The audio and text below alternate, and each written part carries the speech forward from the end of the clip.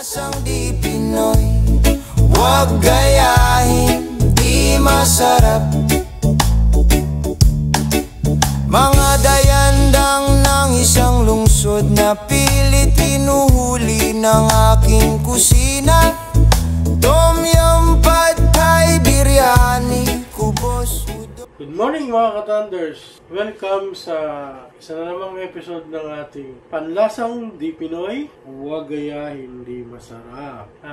For today, ay magluluto tayo ng braised pork leg trotter. Ang tawag dito ng mga Chinese. Yung mga gagamitin nating spices are mostly yung ginagamit din nila sa China. Kung paano niluluto sa China, din ganun din natin lulutuin ngayon. So, okay, without further ado, pakita natin kung ano yung ating mga ingredients na gagamitin. Pressure cooker na natin yung ating pork pata para lumambot at para makatibid tayo sa gas. Lagyan natin siya ng konting cooking wine para tanggal yung amoy ng pata. 20 minutes later. Malambot na yung pata natin, hinango ko na. Then, onion,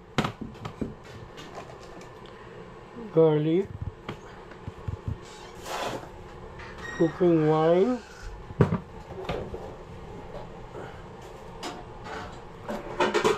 soy sauce, dark soy sauce,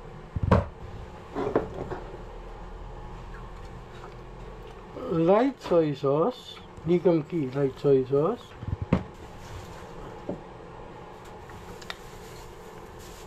patis,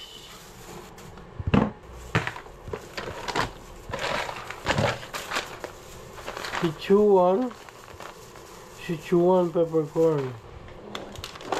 And ito, Chinese 5 spices. McCormick ang may gawa. Kompleto na ito eh. Yung 5 ingredients nito is yung cinnamon, star anise, fennel, coriander, Sichuan pepper, and corn. Maltodextrin. Di ba alam kung ano yung maltodextrin, pero McCormick, so may tiwala ako kasi McCormick. Chinese 5 spice seasoning. So ito yung ating gagamitin. And syempre, hindi mawala yung siling pula na pampadagdag ng anghang dun sa ating lulutoy. Also oyster sauce. And chili powder. So ito yung ating mga ingredients. So first is hiwain muna natin yung ating mga ingredients. Hiwain natin yung chili. Set aside. Crush natin yung garlic. Hiwa na natin yung onion. So crush natin yung garlic. Then chop.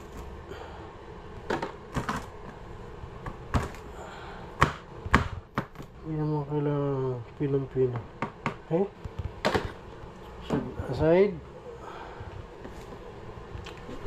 Ligpit ng kalat. Ayun. Pagka red onion, bumabakat sa kamay.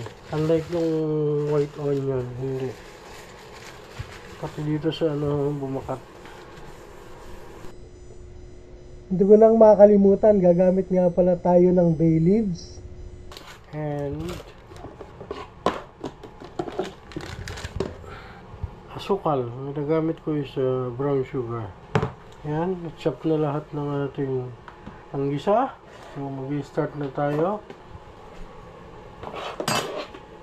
Let's fire up the oven, the range.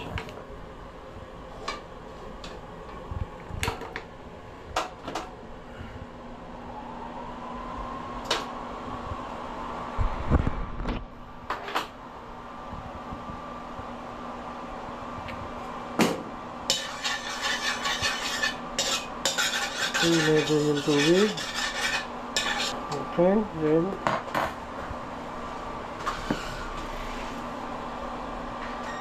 let's add oil.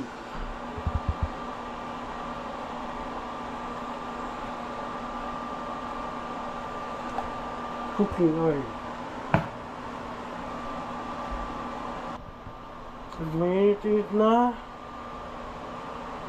ating garlic.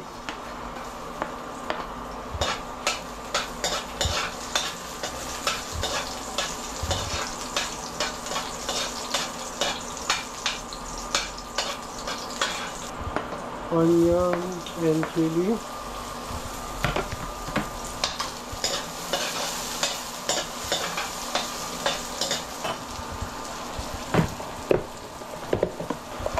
Natin ang sugar.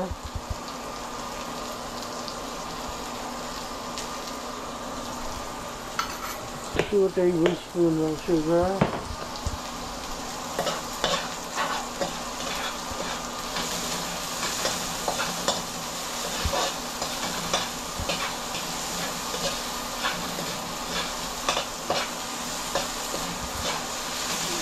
Para mag-caramelize kasama ng right.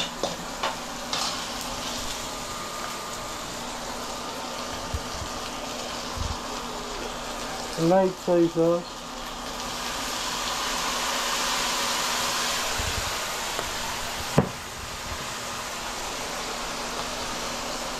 Dark soy sauce.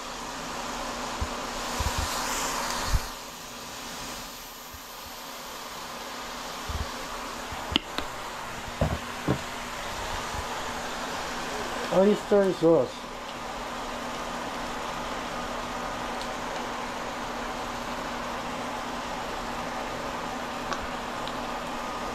Ngayon natin lahat pa, konti na lang ito eh.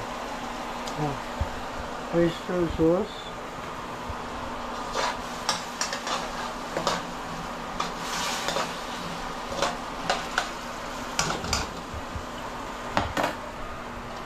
Lagyan natin ng tubig para hindi dumigit.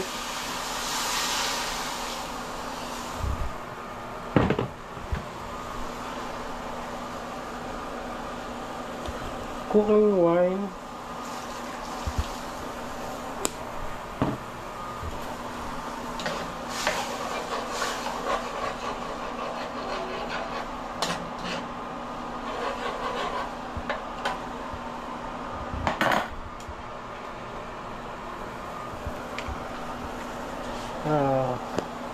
Konting chili powder.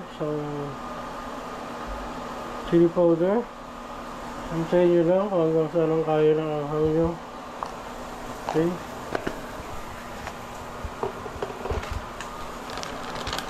Bay leaf. Okay. Bay leaves.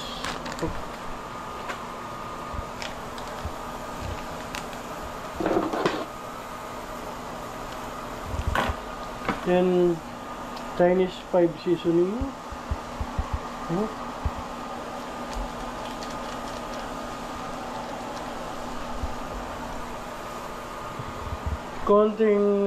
Konting patis.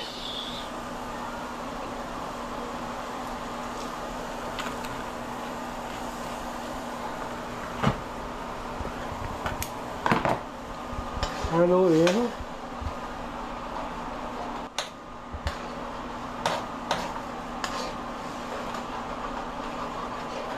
Mix lang, mix. Then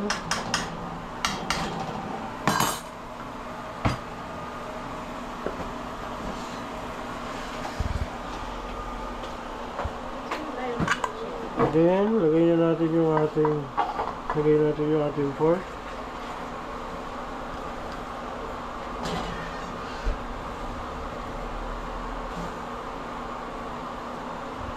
Lagay natin yung ating pork.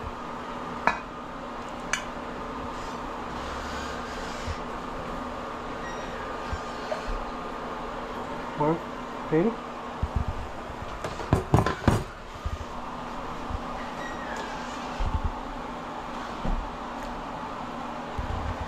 Ibalik ko rin lang para ma-absorb ng pork yung seasoning, and let it simmer for 5 minutes. Lagyan natin ng konting Sichuan peppercorn.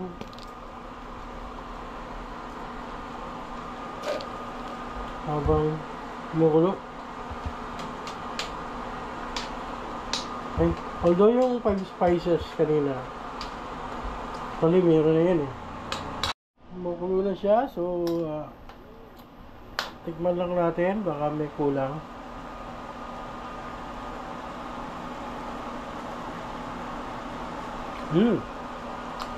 Ayos, kulang na ng konting sugar. Nagagyan lang natin ng konting, hambulan lang natin ng konting sugar. Mga 1 tablespoon para sugar. Kayo pagka medyo kulang din yung sa panlasa nyo, kulang sa tamis, magdagdagan nyo na lang ng sugar later on. Ito lang natin yung sugar ng konti. 1 minute and ready na siya. Okay, it's okay. Uwi na natin.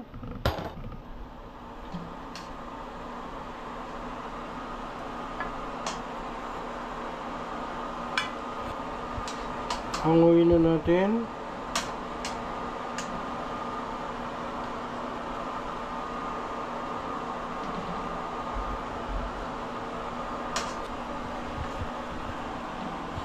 Para natin itong sauce. Lagay natin yung sauce.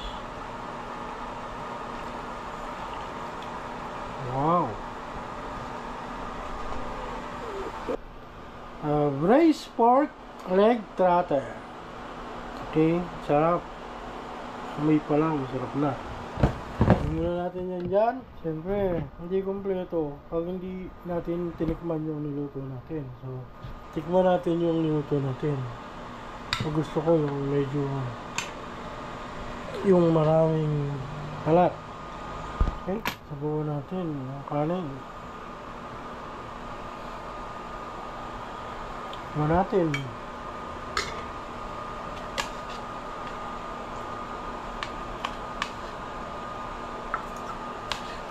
Tikman natin.